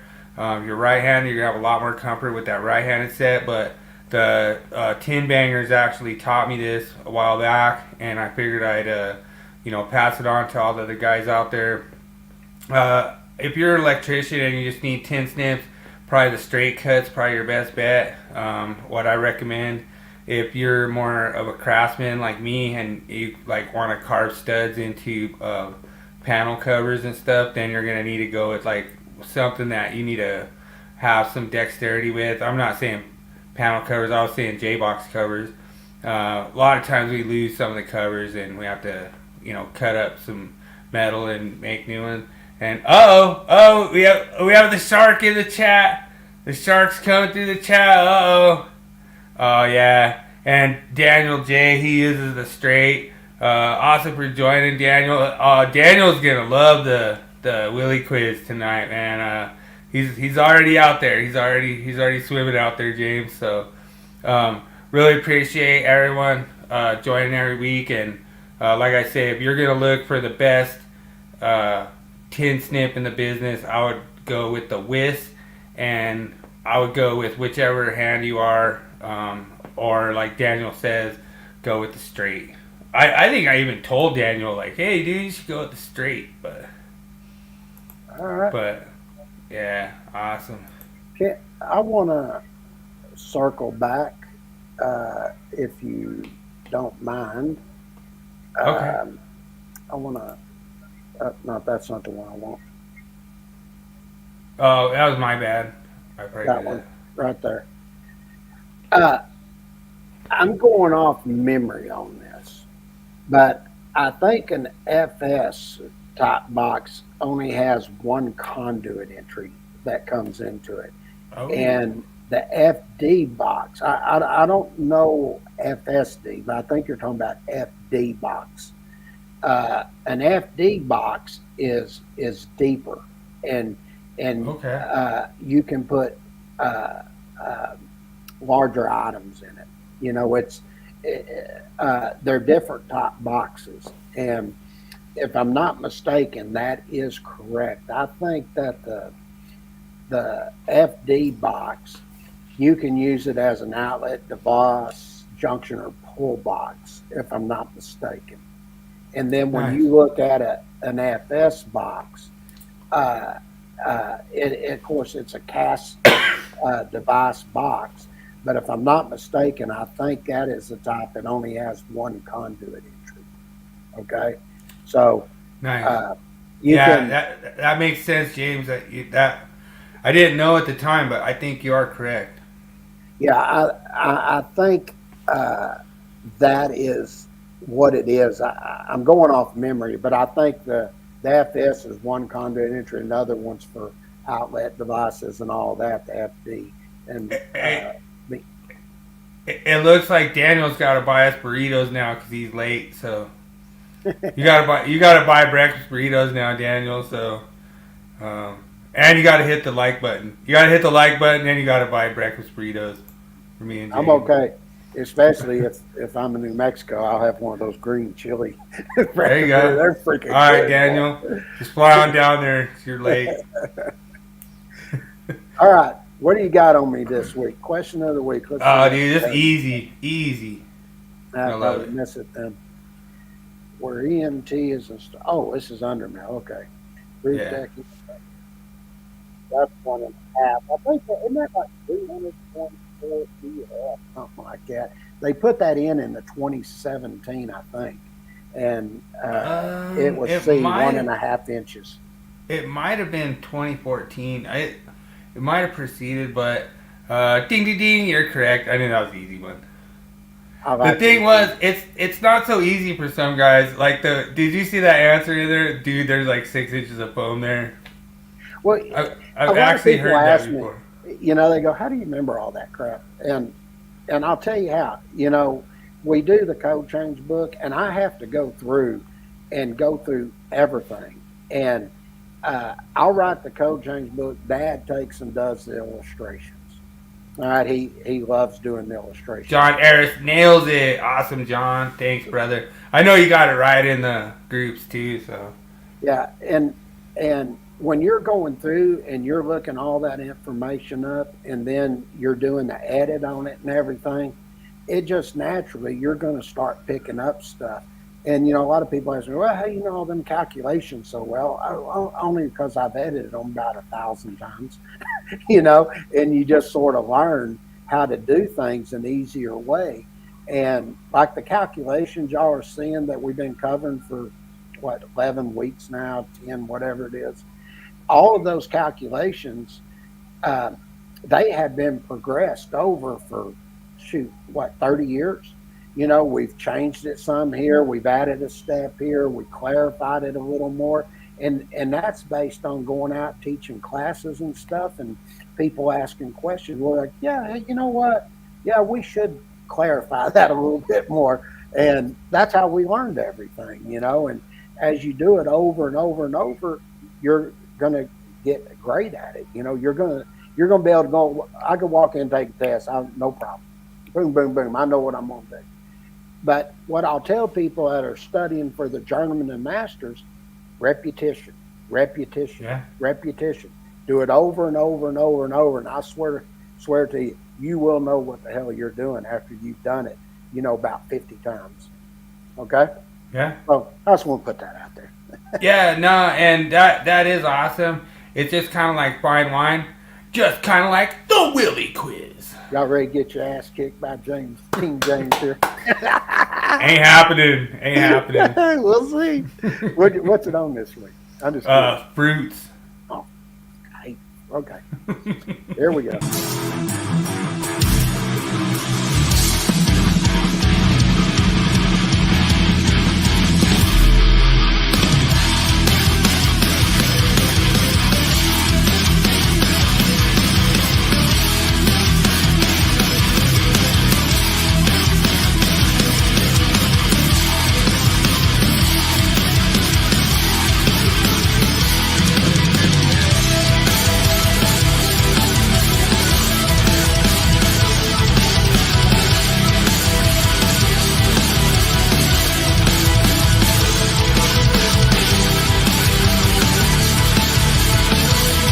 You are now entering the zone of the Willie Quiz. Enter at your own risk.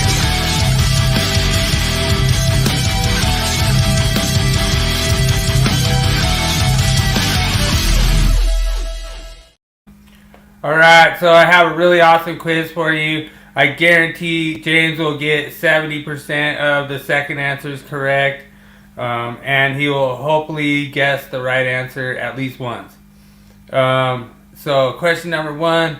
What fruit is considered to be a large berry? Is it A, pineapple, B, avocado, C, tomato, or D, kiwi? Good luck, everyone.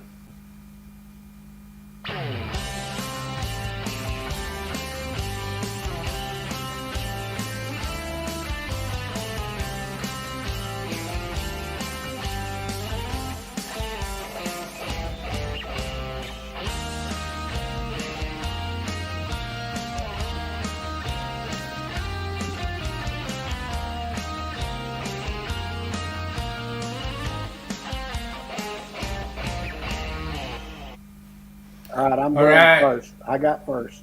All right, we already got some answers coming in the chat. C.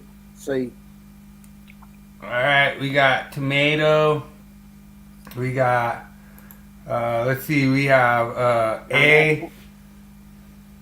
Yeah, A is a good answer, John. It's C. Let's see.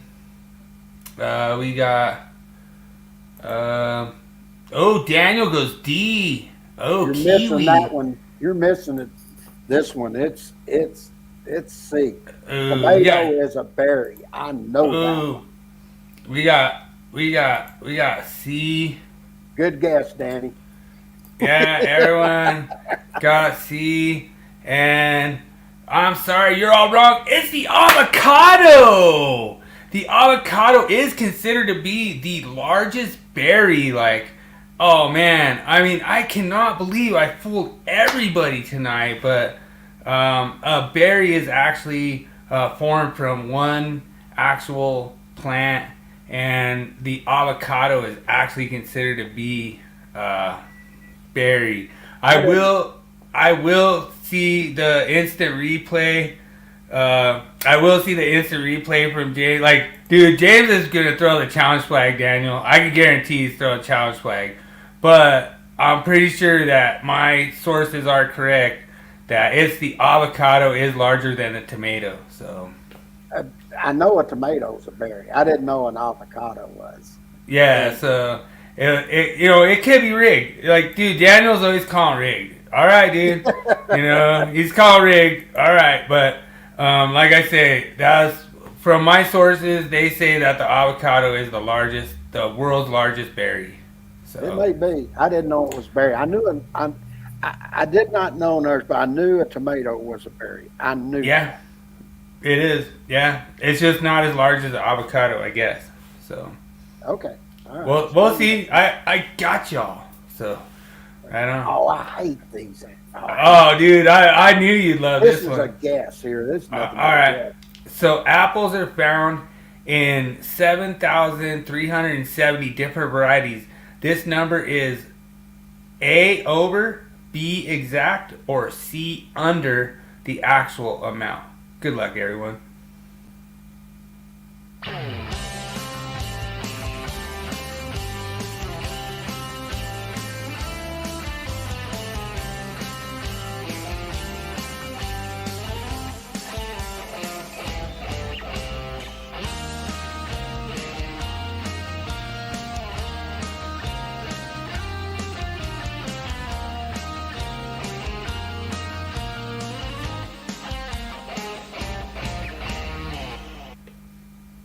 Oh, dude, everyone knows right away. So, right away, John goes with A, over. Oh, DJ's taking A. Oh, dude, you guys are going over. Oh, dude, somebody's taking the under. Who is that? Is that Justin taking the under? I'm taking C, under. I don't believe there's that many freaking varieties of apples. All right, so Danny May's taking A, over, And I don't know how, but James is right. That number is under. There's actually over 7,500 varieties. So somehow James gets it right. And even though his reference is wrong, he picks the under. And 7,370 is actually under the number of varieties that are found. So it is actually over 7,500. I reduced that number, and I know James always picks the under, and I was trying to get him to actually pick the over, but man. All right, James gets one right. That's right. Got that right. Let's see what your next So, if you were to eat 1 million of this fruit, you would die from radiation poisoning. What fruit is it? Is it A, cherries? Is it B, tomatoes? Is it C, apricots? Is it D, bananas? Or E, no fruit is radioactive. This is an attempt to fool King James. Good luck, everyone.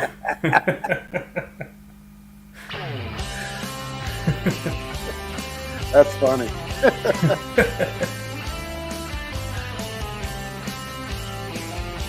You're not muted, by the way. Okay.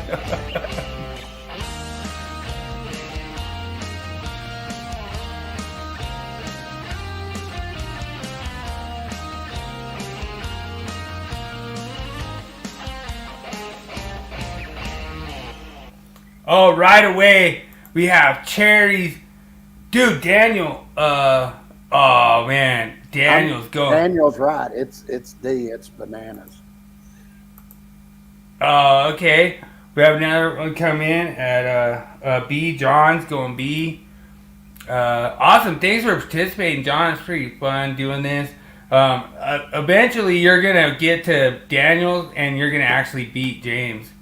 Daniel has three victories against James, so that's why James gets pretty salty. It's going down tonight. He's always copying answers. I'll give a few more seconds for people, but yeah, like dude, cherries is like pretty freaking toxic. Like I wouldn't even eat like 500,000 cherries. Like you'd be messed up. But all right, James, let's go ahead and drop your. Say it's D. Go ahead and say it. Drop your final answer. D.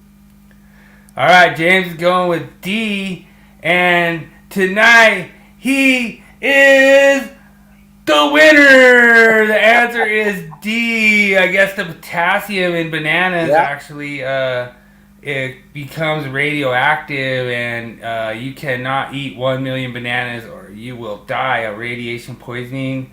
So congratulations, James, taking his like maybe second or third win of the year. Daniel, you copied Daniel's answer, so you know what I mean. Like, dude, Daniel's already gonna say it's rigged anyway. So you know, like whatever it is, but like I was so happy just to even get you on one of them. I was pretty happy. You know, I knew that a long time ago because I used to work out a lot, and they would say you could get too much potassium, and if you ate a whole bunch of just ate bananas, because I used to do a lot of smoothies and stuff, and I always liked bananas and strawberries in there. And there was somebody told me, they go, you know, you eat too many bananas, you get radiation poisoning. I was like, what? And that's how I knew that one, just because I worked out. Otherwise, I wouldn't even have known that. Yeah. No, I wasn't trying to fool you at all. You know what I mean? Like I was trying to make sure you got him. Like I want to make sure you beat Daniel. You know, like put it up there, baby. It's still there. There you go, dude. I want either you or Daniel to do a podcast about how screwed up Daniel is, that he always like loses, or you know, like Daniel will do a podcast like how the Willie Quiz is rigged, and you know what I mean. Like we'll be like the Willie Quiz is the cancer of the quiz industry. Like you know, we'll figure something out. You know, we gotta figure something out. That's awesome. Appreciate everyone for joining tonight. We're going to end the show. You got Wall of Shame, brother. Well, we're going to end the show with the Wall of Shame, but I just wanted to give everyone a shout out. Wall of Shame's like 130 plus thousand members, and we take a picture, so always post your pictures up to Electrical Wall of Shame, and then we'll feature them on our show and, you know, everything like that. We were not ending. I was just saying. Oh, yeah. Okay. Yeah. You're going to need a mediator like me to where I could just, what I'll do, Daniel, I'll just shout over you. I'll just be like, Daniel, you're wrong. Daniel, you're wrong. You know, like they love that. That's how you shut them down. Fucking love it. All right, let's keep it up. Let's get this last one done. Shame. Shame. Shame. Shame. Shame. Shame. Shame. Shame.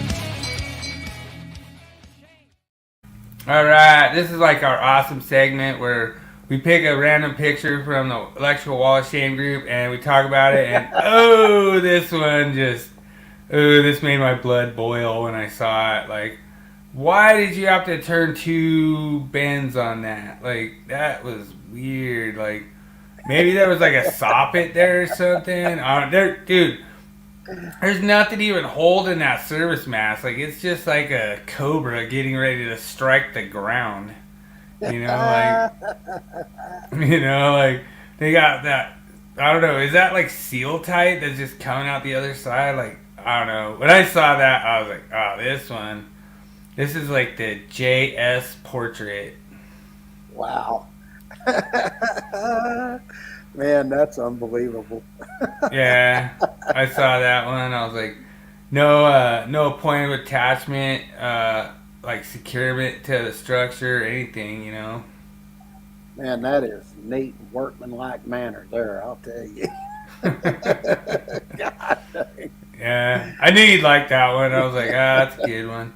I can't remember whoever posted that in the Wall of Shame. We're going to try to do little shout-outs for people that post them and everything, but every time I give James the name, he forgets, and so it's all good. I know James is like real busy, and I'm real busy, so we're trying to do the best we can, you know, but it's a lot of fun doing these.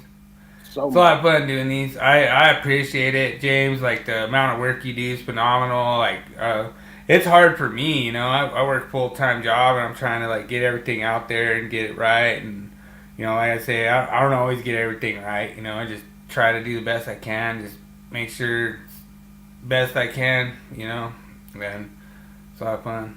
Well, I'll tell everybody we're getting the last chapter done right now of the generator transform motor compressor for 17, and hopefully here at the end of this week, first of next week sometime, we'll be done with it. Then we're going to get all the new illustrations, change all the sections and everything, add the new ones that we added and all that for 2023. So we're not far off now. Y'all are about to start to see some kick-ass publications coming out in full color, and I'm telling you, they look fantastic. Give them the hook 'em horns for that out in the chat, man. Everyone just give them a hook 'em horns. Hook 'em horns for the Stallcups over there. No, I appreciate you, James. It means a lot. Like, we put together a really fun show. We're above 2 hours now, which is pretty awesome. Like, everyone hung out with us. We got 5 over there chilling. Appreciate you over on the Rumble side. If you're over there on the Rumble side, that's really awesome. And you know, it means a lot to us to put these together, have all these people join in every week, and just make sure you subscribe. You know, check us out over on Rumble. Check us out on LinkedIn. Subscribe over on the YouTube side. Wherever you want to check us out, come over on Facebook. It's all good. Check me out on Nat King Code page. I'll be posting a code question every week.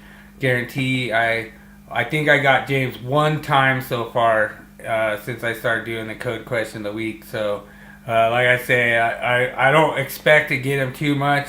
But if you guys have some questions you think I can get James on, send them over to me, and I will attempt to James and stump this Stallcup, but it doesn't really happen very much. And I appreciate you bringing your knowledge every week, James, bringing your A game, and it means a lot. Really appreciate it. Oh, no worries. I enjoy just hanging out and talking code and going over everything and helping people. You know, that's what it's all about, you know. Right. And hopefully everybody's learning something, and hopefully they're really, welcome, baby, amen, on the calculation portion and all that. I mean, it really is a lot of work to put all that together and get everything set up. But it just, another thing, as I'm teaching, I'm actually editing everything too in my mind. You know, I've seen a couple of things I want to add and fix up a little bit more, you know, but, you know, those are things, you know, when you're teaching, you just sort of look at it and think, I could do something here. I can do something here. So, well, and I kind of want to explain something to everybody.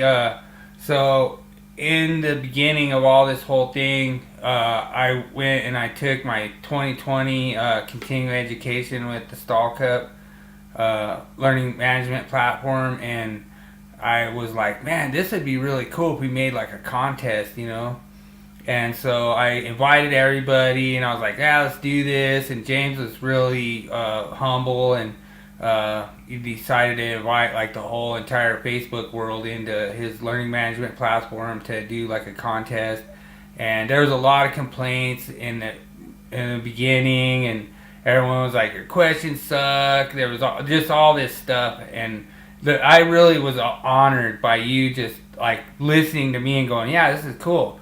So what we did is we improved the learning management system. We made it better, made it more easier for everybody, you know. And so we did probably, I think, 4 rounds of the NEC Deathmatch, just practice rounds. And we didn't have any kind of like cash payout or anything. And we practiced everything. We practiced a time limit. We practiced how you get kicked out, how you get, you know, we did everything. And it was a lot of fun. For me, it was a lot of fun. And so now, I think you lost the second learning management system because of that little thing, like the crash or whatever happened. And so we have to rebuild the learning management system for the 3rd time. But this time that we're building it the 3rd time, we're building it with the mindset that we're doing this deathmatch contest, you know. And we're making sure it's going to be fair for everyone. We're making sure that, you know, people can't just come in the middle and cheat. Like, James made it, like, super fair. You have a time limit. Like, the questions are vetted. Like, all that kind of stuff, you know. So, well, after talking to him, we figured out what caused it. Oh, yeah? I wrote the code and everything for the time limit and all of that. And then what happened is they come in and added their timer and everything. And what it did, the coding crashed against each other, and that's what shut it down. Oh, really? It was all because of the NEC Deathmatch. Really? Oh, yeah, that's what caused it. And okay. Because I had to go in and write code on the elements for the JavaScript to do what I needed it to do, because you know, we were trying to set a time limit up on it, and they didn't have that feature in the learning management system. So then when they did do it, the codes just, they were reading and it just shut it down. Okay. So, well, cool. I know you got to run, sir, and I really appreciate it. Dude, I'm so freaking excited for the part 3 of the deathmatch, and this one's for real. $1,000. Winner gets $1,000. Yeah, so, it'll be coming here pretty soon. We're getting the publications all colored and everything, and of course it's going to be kick-ass when everything's done. Well, appreciate everyone joining tonight, and remember, make every day an easy day. Amen. Everybody, don't forget to do your homework and everything. We'll see y'all next week, and we'll get into doing full calculations. Deuces. All right.